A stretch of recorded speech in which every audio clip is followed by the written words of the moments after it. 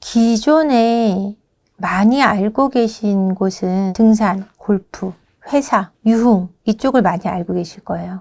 근데 지금 이제 SNS가 많이 발달되고 제일 많아진 건 오픈 채팅. 가장 많이 불륜이 일어나고 있고요. 근데 제일 어이없던 것을 제가 사례를 들어드리면 직접 상담한 사례인데 이제 아내분이 전화가 오셨어요. 전화 오셔가지고 너무 힘든 일이 있다라고 얘기를 하셔서 어떤 일이냐 했더니 상간녀가 제 남편과 5년을 만났는데 자기 몰랐다. 얼마 전에 알았다는 거예요. 그래서 왜 그렇게까지 모르셨어요? 그랬더니 부부 모임에서 아이 학부모 부부 모임에서 아이들끼리 친구여서 부부 모임을 갖게 됐다.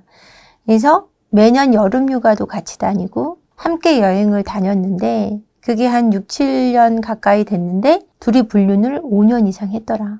그래서 5년이 됐다는 건 어떻게 아셨어요? 그랬더니 둘이 주고받은 이메일을 보게 됐다고 하더라고요. 그래서 이메일 안에서 둘이서 어떻게 전화번호를 주고받았고 주고받은 다음에 언제부터 만나게 됐고 둘이서 여행 갔다 온 내용까지 다 알게 됐는데 이걸 알게 된 지 지금 3개월 정도 됐는데 어떻게 해야 될지 모르겠다는 거예요. 애들도 상처 있고 아이들 학부모로서 만나는 건 굉장히 아이들에 대한 예의가 아니잖아요. 제일 어이없었던 사례였던 것 같고 또 어떤 경우는 본인이 이제 상간녀인데 찾아오셨던 사례도 있어요. 왜 찾아오셨냐면 학부모 모임에 그 아들 친구 엄마가 항상 남편 자랑을 하더라는 거죠. 근데 그게 너무 부러웠대요. 자기 남편에게 사랑을 받지 못하는데 그 남편을 유혹한 거예요. 유혹을 해가지고 자기도 그만큼 사랑을 받고 싶어서 유혹을 했는데 그걸 자기 남편에게 들킨 거죠. 발각이 된 거예요. 그래가지고는 본인 남편이 이혼을 요구하는 거예요. 용서할 수 없다 그래서 이혼을 요구하는데 저 이혼하고 싶지 않다고 찾아오셨었어요. 그래서 되게 힘들어 하셨는데 그 사건도 기억에 남고요. 이처럼 학부모들 사이에서도 불륜이 많이 일어난다라는 거죠. 오픈 채팅에서는 이제는 뭐 보시는 분들도 좀 흔할 수 있다는 걸 알고 계실 것 같아요. 실제로 그 안에서 불륜을 많이 하고 계시고 이거 보시면서 찔리는 분들도 많으실 것 같고 그렇습니다. 근데 학부모 모임에서는 그래도 양심상 그러지 않을까라고 하지만 그 안에서도 안심할 수 없다는 게 좀 서글픕니다. 또 어떤 사례 중에는 이제 아파트에 사는데 분리수거를 해주시는 남편분이 있는데 평상시에는 굉장히 빨리 분리수거를 갔다 왔는데 몇 달 전부터 남편이 분리수거를 굉장히 늦게 갔다 오더라는 거죠. 한 3, 40분 걸리고 분리수거도 많이 하려고 그러고 자주 하려고 그러고 그런다는 거죠. 알고 봤더니 분리수거를 하면서 만난 그 다른 층의 아내분과 바람이 나신 거예요. 그래서 그거를 어떻게 잡았냐. 분리수거 가서 하도 안 오니까 내려갔다가 차 안에서 불륜을 하는 장면을 발견해서 잡게 된 케이스도 있었어요. 어떤 케이스도 있냐면 출장을 갔다 오는 남편한테 비행기 옆좌석에 앉은 여성과 불륜이 난 경우도 있었고요. 안심할 수 있기가 너무 어려워요. 그러니까 오죽하면 아내분들이 농담하시는 게 집에 있으면 내 남편 밖에 나가면 남의 남편이라고 생각해야 마음이 편하다는 얘기를 농담들을 하시거든요. 근데 그 정도로 어렵습니다. 결혼생활 잘 유지한다는 게. 이 리스가 정서적인 문제로 이어져요. 왜냐하면 이 관계가 육체적으로 소통을 하는 문제거든요. 인간 대 인간으로서 가장 무방비한 상태로 소통을 하는 거예요. 우리가 평상시에 옷을 입고 우리를 방어하면서 만나지만 옷을 전혀 입지 않고 아무것도 경계하지 않은 상태로 이루어지는 소통이란 말이에요. 그럼 그만큼 가까워질 수 있다는 얘기입니다.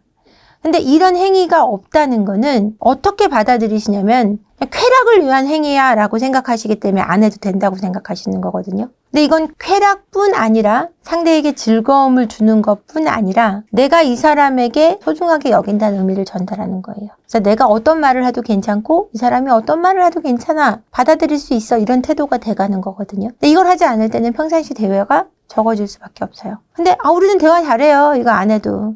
그 대화가 질의 문제를 띈다는 거죠. 퀄리티의 문제가. 퀄리티가 낮아질 수밖에 없어요.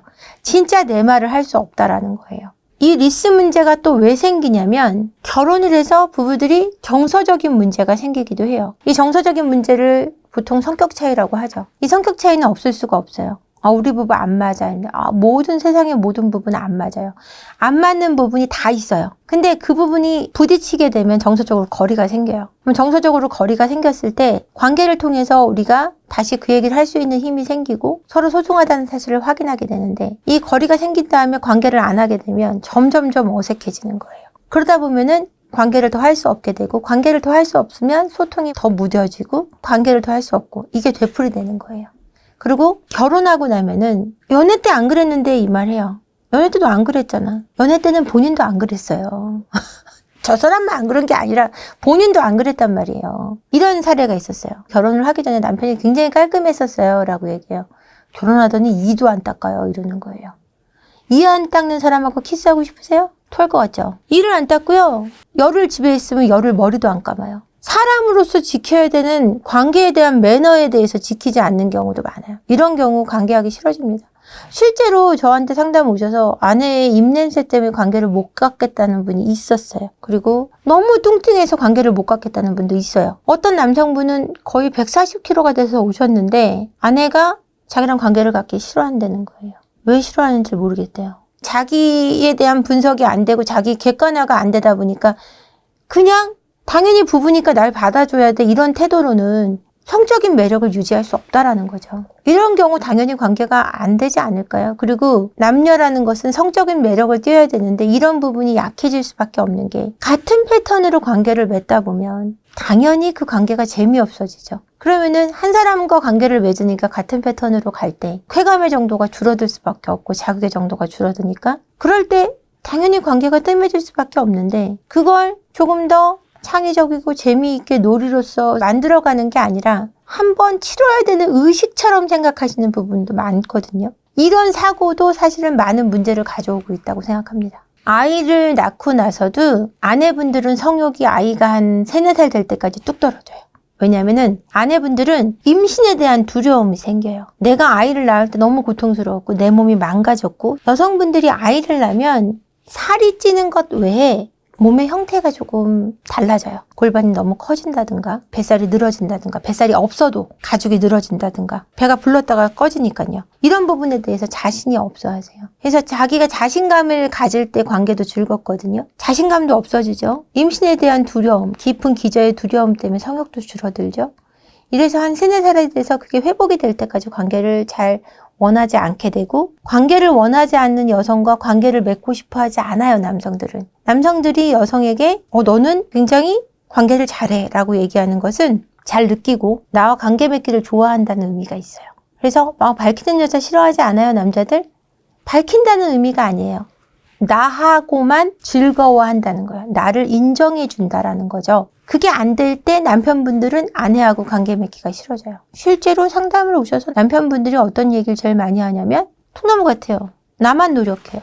노력하지 않는 아내한테 지쳤어요 라고 얘기해요. 물론 저도 관계하는 게 더 좋죠.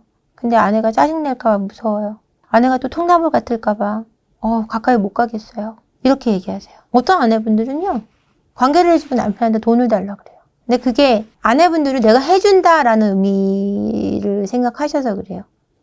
남자가 해달라고 하는 거고 여자는 해주는 거야, 이런 잘못된 사고방식을 갖고 계시기 때문인데, 관계는 함께 하는 거예요.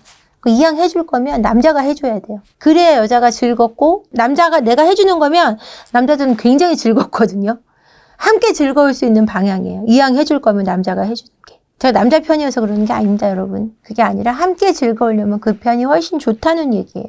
그래서 리스를 해결하기 위해서는 정서적인 기표부터 함께 다시 다져갈 필요가 있어요. 서로 대화를 열어가는 것. 서로가 얼마나 많이 이해하고 있느냐가 리스를 해결할 수 있는 방편입니다. 두 분이서 하실 수 있는 부분도 있고 전문가를 꼭 만나셔야 될 수도 있어요. 리스의 정도에 따라 다릅니다. 실제로 리스 문제를 제가 많이 해결했고, 오늘 상담으로 온 커플도 4년 만에 저를 만나고 2달 만에 리스를 해결하셨는데 너무 기뻐하시는 거예요. 우리가 해냈다 그러고 오셨더라고요. 그래서 제가 오늘 굉장히 행복합니다. 네. 이 관계는 재밌어야 돼요, 여러분. 재밌기 위해서 창의적이어야 돼요. 생각을 하셔야 된다는 얘기예요. 지금 하자, 이따 할까? 이런 거 말고 분위기 잡았으면 좋겠다 이렇게 얘기하시는데, 분위기 잡는 거 좋죠. 근데 막 10년, 20년, 30년 살아가면서 늘 분위기 잡기 어렵잖아요. 그러니까 안방을 좀 예쁘게 꾸미실 필요가 있어요. 너무 생활 공간으로만 하지 말고 안방 자체가 너무 예쁘기 어려우면 침대만이라도 조금 더 예쁠 필요가 있고요. 그리고 속옷도 이왕 벗을 거 이뻐야 돼 이러시는데 내가 항상 매력적일 수 있도록 준비하시라는 얘기예요. 속옷도 예뻐야 된다라는 거. 또 관계 중에 서로 새로운 체위를 가져가시는 게 굉장히 중요한데요. 남편분들이 아내분이 통나무 같은 게 제일 싫다고 제가 앞선 부분에서 말씀드렸잖아요. 그러니까 다른 체위를 말하는 게 굉장히 어려운 거예요. 관계 중에 소통이 잘 되는 게 굉장히 중요한데 아내분들이 이런 얘기를 제일 많이 하세요. 빨리 하고 끝냈으면 좋겠어.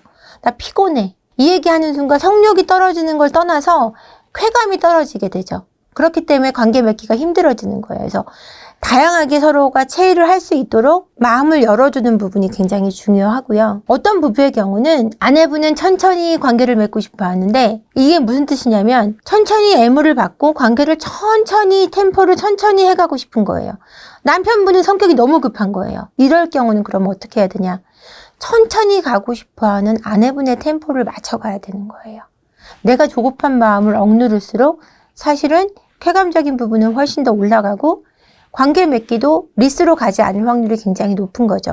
그러니까 관계 리스로 가는 이유는 서로에 대해서 관심이 없어서예요. 그러니까 관계 속에서도 더한 기쁨을 주려고 노력을 안 하게 되는 거죠. 그래서 여러분 서로에 대해서 좀 관심을 가지셨으면 좋겠습니다. 그것이 리스를 극복하는 가장 빠른 방법일 것 같습니다.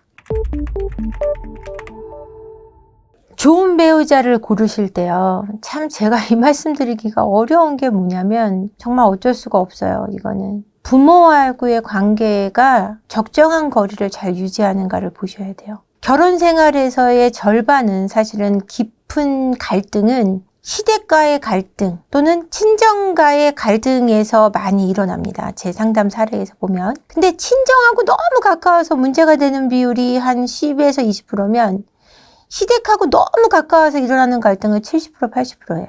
그만큼 아직도 우리 한국 문화적인 그 문제가 잘 해결되진 않았다는 얘기예요. 근데 부모하고의 관계가 왜 문제가 되냐면 부모로부터 이런 시댁 갈등이 일어나는 이유는 분리가 되지 못해서 그래요. 정말 내 가정이 어딘지를 제대로 알지 못하기 때문에 벌어지는 문제거든요. 우리는 결혼을 하고 나면은 우리가 살았던 가정을 원가족이라고 분류해서 부릅니다. 그 이유는 내 가족이 지금 현재 가족이기 때문인데 결혼해서들 뭐라고 얘기해요? 딱 결혼하자마자 그래. 왜 니네 집 가? 우리 집부터 왜 안 가?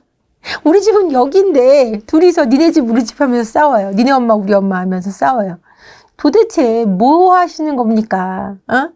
두 분 결혼했으면 두 분이 가족이신데 니네 집 우리 집 하고 싸우시니 어떻게 진짜 가족이 되겠어요? 그렇기 때문에 정말 정서적으로 몸만 온 것이 아니라 정서적으로 독립된 남자와 정서적으로 독립된 여자와 결혼하셔야 돼요. 부부는 결혼을 할 때 정서적인 구원자를 구하는 마음으로 결혼을 해요. 그래서 저 사람이 내 정서적 구원자야. 나 이제 됐어. 이런 마음으로 결혼하거든요. 그래서 내 사랑 반쪽, 너는 내 반쪽이야. 이러고 결혼하는데 내가 나의 정서적 구원자가 될 때, 내가 나로서 바로 서고 내가 내 스스로 행복할 때 저 사람하고 행복할 수 있다라는 거죠. 저 사람 때문에 내가 행복해야 된다고 생각하실 때 관계를 망치게 됩니다. 내가 행복하고 나로 인해 저 사람이 행복할 수 있도록 해야겠다라는 생각이 맞다는 말씀을 드리고 싶어요. 구독자분들 오늘 영상 끝까지 봐주셔서 감사하고요. 구독과 좋아요도 부탁드리고 저는 부부 상담, 커플 상담 또는 우울증 상담을 주로 하고 있습니다. 힘드신 분들 그리고 힘드신 커플분들 위해서 건강한 가정을 위해서 노력하겠습니다. 많은 응원 부탁드리겠습니다. 고맙습니다.